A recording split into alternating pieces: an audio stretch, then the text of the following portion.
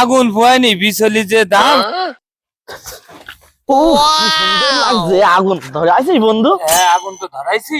এই বিচলি যে দাম তো দাম বেশি। তোর কাছে কি টাকা আছে? আগুন যে পোয়াতে আছে টাকা আছে? শোন মধু শোন, ওই ডার্বি আমার কাছে আছে, একটু আগুন থাপাই দুজন খাবার নেই, বুঝেছিস? আচ্ছা ঠিক আছে। আহ ও কি ঠান্ডা এই শোন শোন, এই যা যা যা।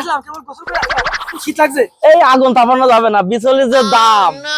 তোর বাপের কাছে 10 টাকা নিয়ে আয় যা, তারপরে আগুন তাপা। বিচলি শোনাস তো দাম বেশি, তুই তাড়াতাড়ি যা দিনি। আজকে তাপাই, কালকে দেবো টাকা। ওইসব গান তুই বাদ দাও, কালকে টাকা দিয়ে কালকে আগুন পোয়াই নে, ঠিক আছে? আজকে টাকা নিয়ে আসো, যাও বাপের কাছে 10 টাকা নিয়ে আসো। হ্যাঁ যাচ্ছি টাকা নিয়ে তারপরে আগুন তাপো। 50 টাকা ফ্লেক্সি করে দেন তো। আচ্ছা ভাই নাম্বারটা বলেন। 017 017। আচ্ছা আচ্ছা আচ্ছা ঠিক আছে। কয় টাকা? 50 টাকা।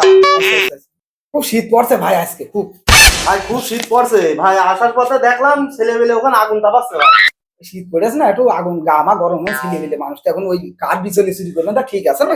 কাঠ বিচলি যে দাম। আব্বা আব্বা 10 টাকা দেন। এই 10 টাকা কি করবি আব্বা?